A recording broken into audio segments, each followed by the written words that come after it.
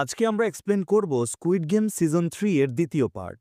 এর প্রথম পার্ট যারা দেখেননি তারা ডেসক্রিপশনে প্রথম পার্টের লিংক দেওয়া আছে, অথবা আপনি চাইলে আমাদের চ্যানেলটিকে ভিজিট করে প্রথম পার্ট দেখে নিতে পারেন। আর হ্যাঁ, ভিডিওটিতে একটি লাইক করতে ভুলবেন না ও চ্যানেলটি সাবস্ক্রাইব করতে ভুলবেন না, এবং ভিডিওটি কেমন হয়েছে কমেন্ট করে অবশ্যই জানাবেন। তো চলুন শুরু করা যাক। এই খেলায় প্রথমে নিশ্চিত করতে হবে যে দড়ি লাফানোর সময় সেতু থেকে পড়ে না যায়। দ্বিতীয়ত, নিশ্চিত করতে হবে যে লাফানোর সময় সবসময় সেতুর উপরেই পড়া হয়। তৃতীয়ত, নিশ্চিত করতে হবে যে দড়িতে পা না লাগে বা দড়ির আঘাতে পড়ে না যায়। খেলা শুরু হয়। জিহুন প্রথমে বাচ্চাটিকে এই পারে রেখে খেলা শেষ করে ফিরে এসে নিয়ে যাওয়ার কথা ভেবেছিল, কিন্তু কর্মীরা জানায় যে কোনো খেলোয়াড় 20 মিনিটের মধ্যে সেতু পার হতে না পারলে তাকে মরতে হবে। আমার বাচ্চা তো খেলোয়াড় নয়, ইরানে সবাই খেলোয়াড়। জিহুনের আর কোনো উপায় ছিল না, সে জুনহিকে জায়গা মতো থাকতে বলে। সে একা বাচ্চাটিকে নিয়ে প্রথমে সেতু পার হতে শুরু করে, কিন্তু যখন সে মাঝপথে পৌঁছায় তখন সে দেখতে পায় যে সেতুর মাঝে একটি ফাঁক রয়েছে, যা খেলাটিকে আরও কঠিন করে তোলে। তাকে বাচ্চাটিকে নিয়ে সেই ফাঁক পার হতে হবে। সবাই চিন্তিত হয়ে পড়ে। জিহুন এই অবস্থায় এগিয়ে যাওয়া ছাড়া আর কোনো উপায় দেখে না। সে সঙ্গে সঙ্গে লাফ দেয়, যদিও বেশ বিপজ্জনক ছিল, কিন্তু সে অপর পারে পৌঁছাতে সক্ষম হয়। পেছনের খেলোয়াড়রাও খুব উৎসাহিত হয়। তাকে দেখে অন্যরাও একে একে লাফাতে শুরু করে, কিন্তু অপ্রত্যাশিতভাবে দ্বিতীয় যে ব্যক্তি সেতু পার হয় সে ফিরে এসে পেছনের জনকে ধাক্কা দিয়ে ফেলে দেয়। তুমি কি করছো? আমি খেলা খেলছি। সে এমনকি আগে পার হয়ে রাস্তা আটকে পেছনের সবাইকে ফেলে দিতে চায়, যাতে শুধু সে আর জিহুন বাকি থাকে। এদিকে এসো আর আমাকে ওদের আটকাতে সাহায্য করো। এদিকে এসো যদি মরতে চাও। কিন্তু জিহুন বলে, যদি তুমি এমন করো আমিও তোমাকে ধাক্কা দিয়ে ফেলে দেব, এমনকি তোমার পুরস্কারের অংশ বাড়িয়ে নিতে পারবো। লোকটি বাধ্য হয়ে রাস্তা ছেড়ে দেয়। সবাই এক এক সেকেন্ডের জন্য লড়াই করে এগিয়ে যেতে থাকে। এই সময় লি মঙ্গি একা বসে থাকা তার বান্ধবী জুনহিকে দেখতে পায়। সে নিজে থেকে এগিয়ে গিয়ে তার বান্ধবীকে একসাথে লাফাতে বলে, কিন্তু সে তাকে তিরস্কার করে, কারণ সে হুইনচুকে মেরে ফেলেছে, যে সবসময় তাকে এবং তার বাচ্চাকে রক্ষা করত। লি মঙ্গি ব্যাখ্যা করে যে সে যা করেছে তা তাদের ভবিষ্যতের জন্য। এখন থেকে সে তাকে রক্ষা করবে এবং জিততে সাহায্য করবে। তুমি আমাকে কিভাবে সাহায্য করবে? তুমি কি আমাকে কোলে নিতে পারবে? জুনহি প্যান্টের কাপড় তুলে তার আহত পা দেখায়। লি মঙ্গি আঘাতের দিকে তাকিয়ে চুপ করে থাকে।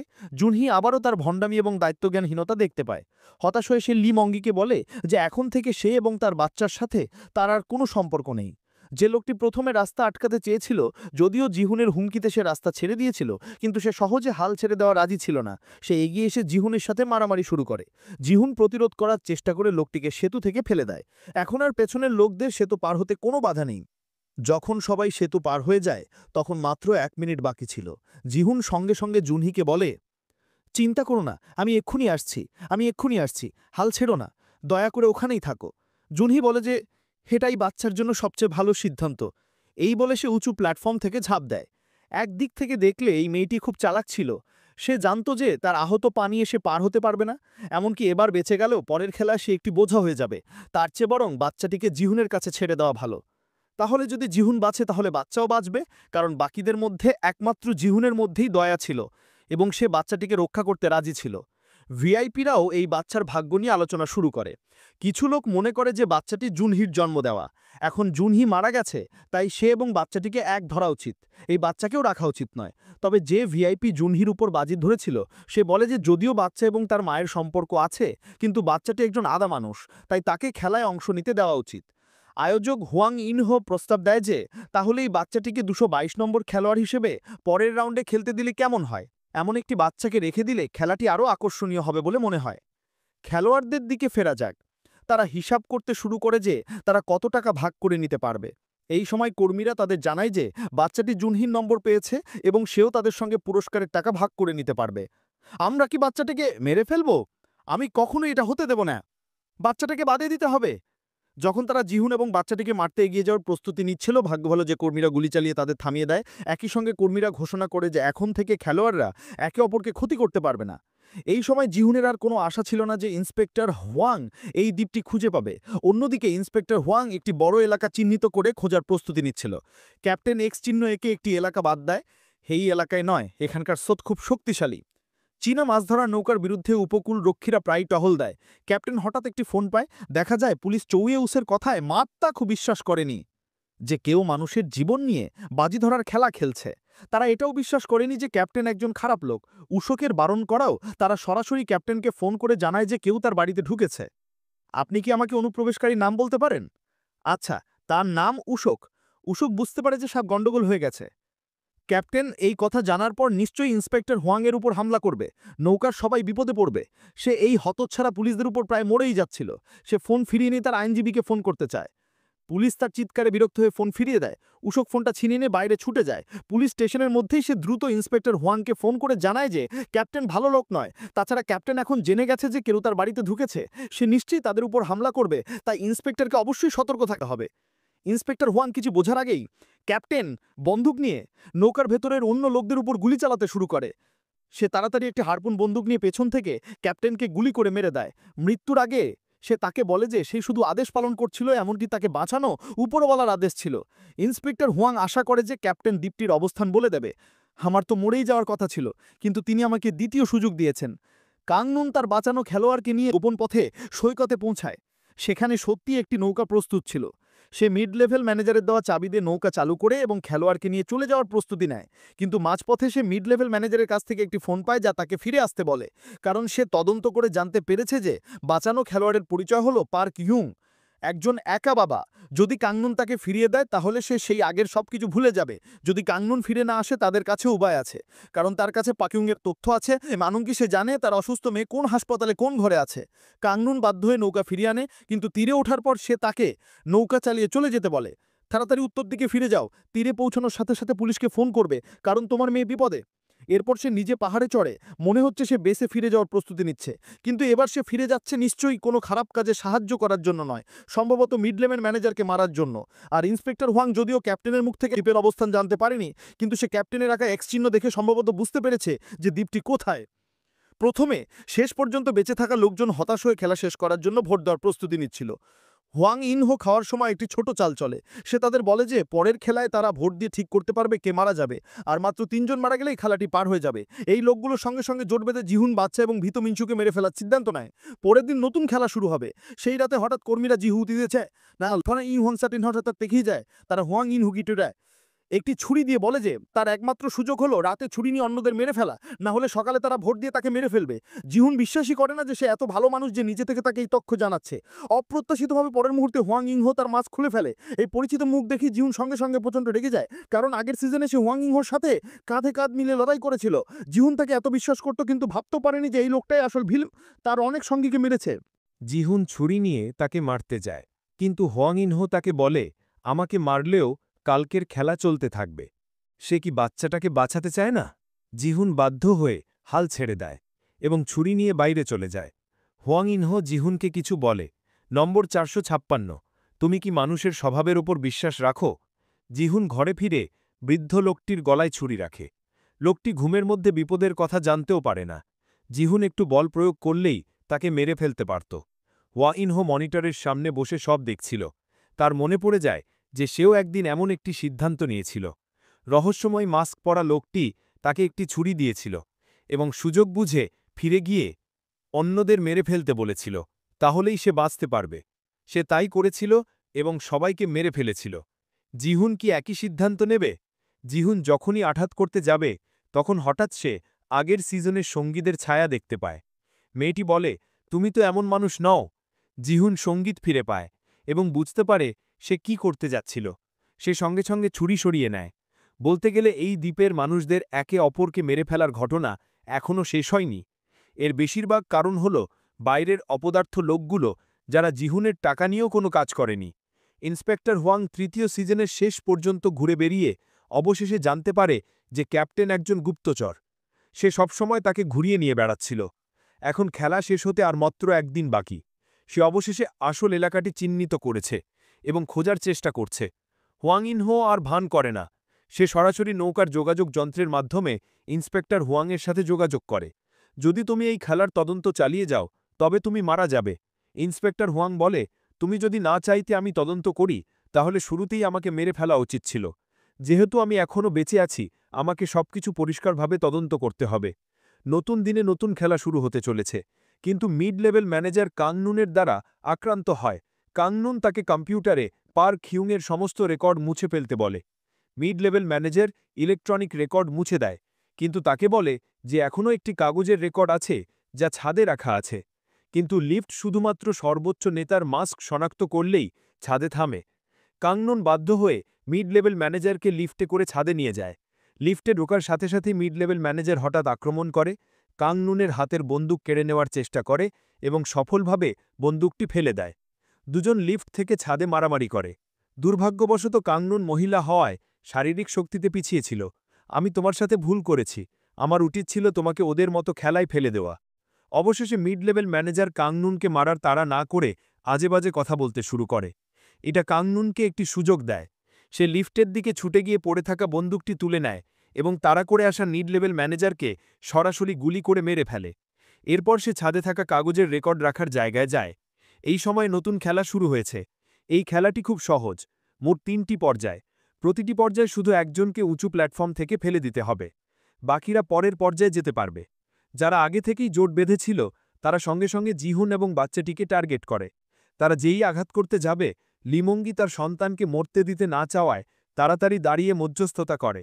সে বলে, যদি প্রথম পর্যায়ে জিহুন এবং বাচ্চাটিকে একসাথে ফেলে দেওয়া হয়, তাহলে পরের ২ পর্যায়ে তারা কাকে ফেলবে?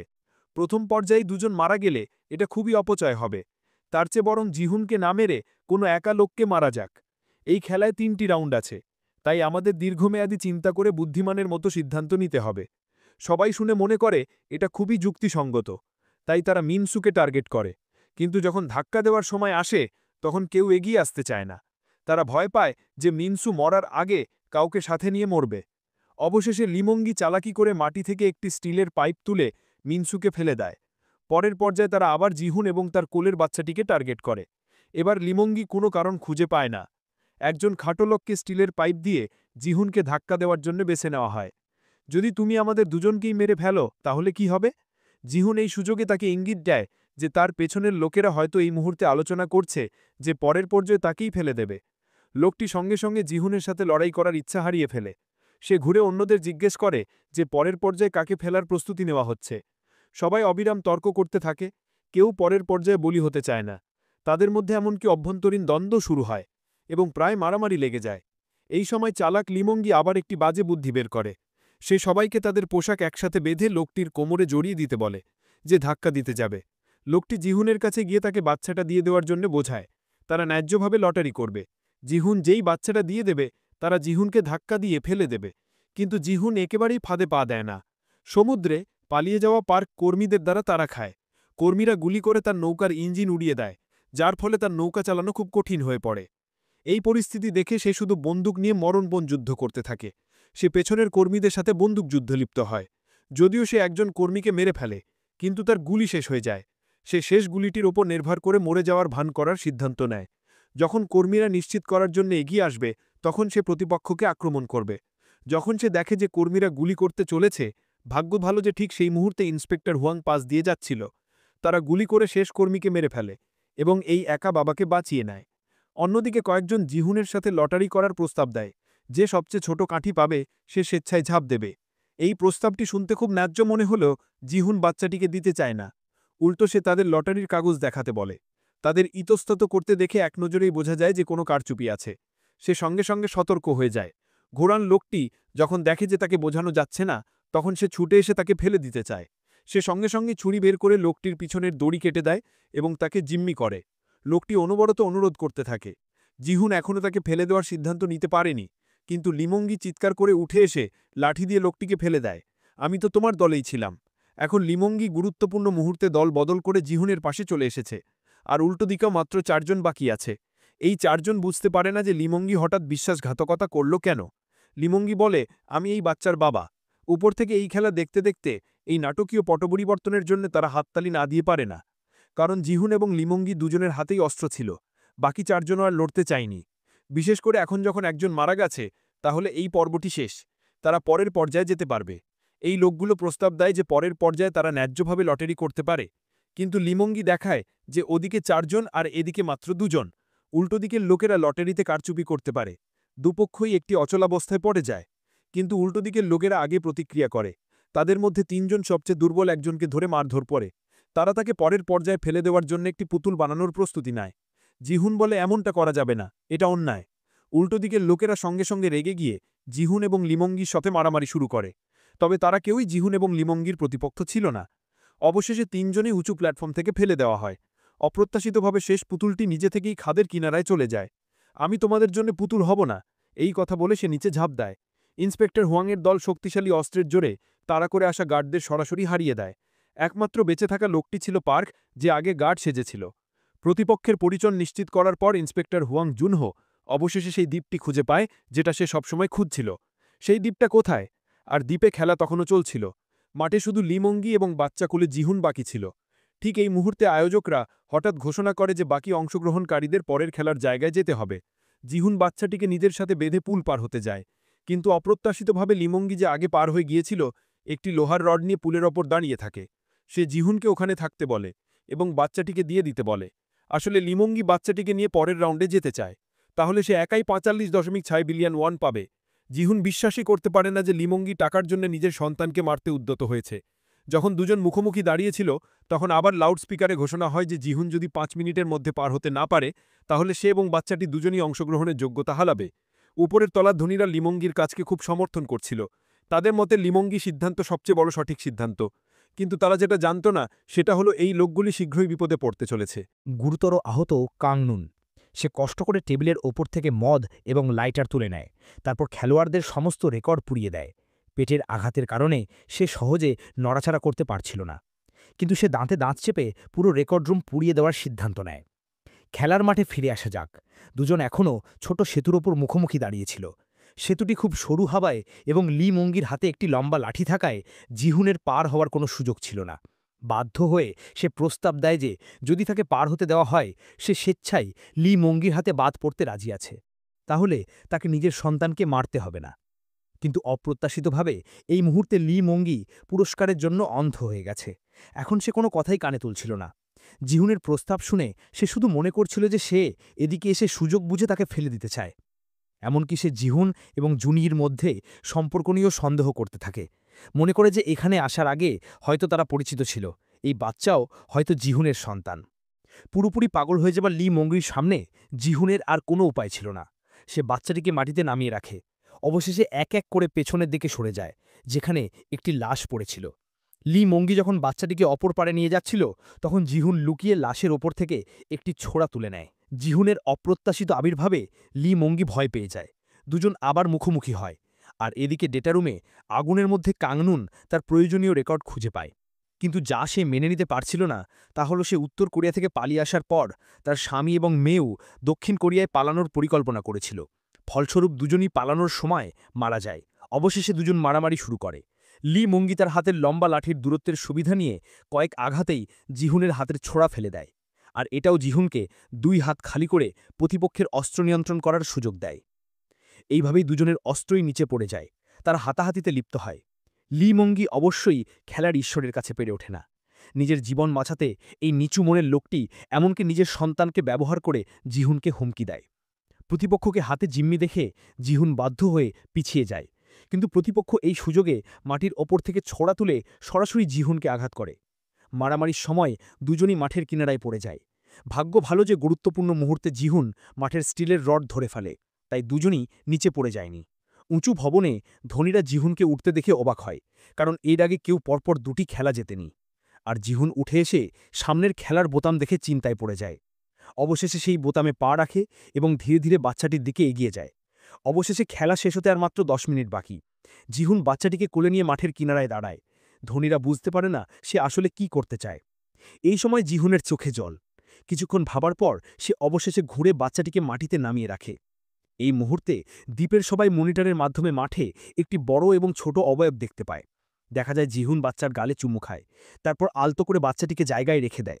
অবশেষে সে পশুর মতো নয়, মানুষের পরিচয় খেলা শেষ করার সিদ্ধান্ত নেয়। এইভাবে জিহুন বাচ্চাটিকে বেঁচে থাকার সুযোগ দেয়। তার এই সিদ্ধান্ত সমস্ত দর্শককে হতবাক করে দেয়। হোয়াং ইনহো প্রতিপক্ষের মৃত্যু দেখে কিছুটা মেনে নিতে পারছিল না। অবশেষে সে বাচ্চাটিকে বিজয়ী ঘোষণা করার সিদ্ধান্ত নেয়। ঠিক এই সময় তার অধীনস্থ তাকে জানায় যে পুলিশ দ্বীপে নামতে চলেছে।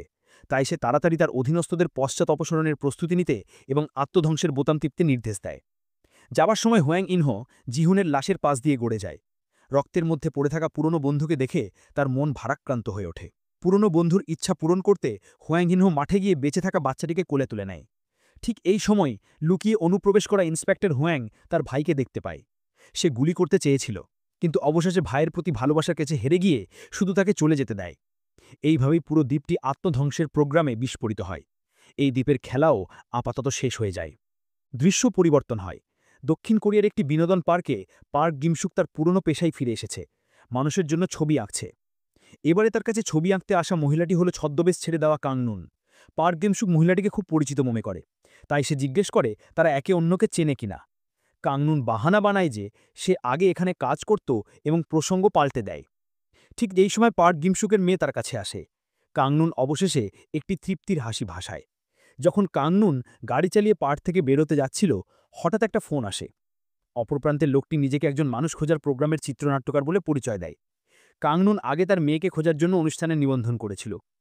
এবারের ফোন কলটি কারণ কেউ চীনে কাংনুনের মেয়ের চিহ্ন দেখেছে বলে জানিয়েছে। আর অন্যদিকে আর একজন বেঁচে থাকা ইন্সপেক্টর হোয়াংও তার নতুন জীবন শুরু করেছে, কারণ তখনকার ঘটনা খুব বড় ছিল। হোয়াং জুনহোকে পুলিশ বিভাগ থেকে বরখাস্ত করা হয়েছে। সেই রাতে সে বাড়ি ফিরে হঠাৎ দেখতে পায় যে টেবিলের ওপর খেলার বেঁচে থাকা বাচ্চাটি রাখা আছে। বাচ্চার গায়ে একটি ছোট খামও ছিল। যখন হোয়াং জুনহো খামটি খোলে, তখন ভিতরে স্কুইড গেমের প্রতিনিধিত্বকারী একটি ভিজিটিং কার্ড এবং একটি বিশেষ ব্যাংক কার্ড ছিল। কৌতূহলীর বশে সে ব্যাংকে গিয়ে কার্ডের ব্যালেন্স চেক করে, আর কার্ডের ব্যালেন্স ছিল এই সিজনের স্কুইড গেমের পুরস্কারের অর্থ ৪৫.৬ বিলিয়ন। বাচ্চাটি অবশ্যই হোয়াং ইনহো তার ভাইয়ের বাড়িতে পাঠিয়েছিল। বাচ্চাটিকে গুছিয়ে রাখার পর সে লস অ্যাঞ্জেলেসে জিহুনের মেয়ের কাছে যায়। সে জানায় যে সে জিহুনের পক্ষ থেকে কিছু জিনিস পাঠাতে এসেছে। অপ্রত্যাশিতভাবে মেয়েটি এই কথা শুনেই রেগে যায়। সে কোনো জিনিসের পরোয়া করে না। সে জানিয়ে চিন্তিত হলো তার বাবা অন্য কাউকে দিয়ে জিনিস পাঠিয়েছে, কিন্তু একবারও তার সাথে দেখা করতে আসেনি। এই পরিস্থিতি দেখে হোয়াং ইনহো বাধ্য হয়ে বলে যে এই বাক্সটি জিহুনের শেষ স্মৃতিচিহ্ন।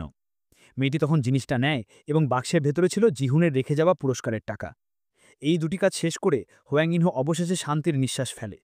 কিন্তু যখন সে চলে যাচ্ছিল, তখন রাস্তার কোণের একটি দৃশ্য তার মনোযোগ আকর্ষণ করে এবং সেশন 3 এখানেই শেষ হয়।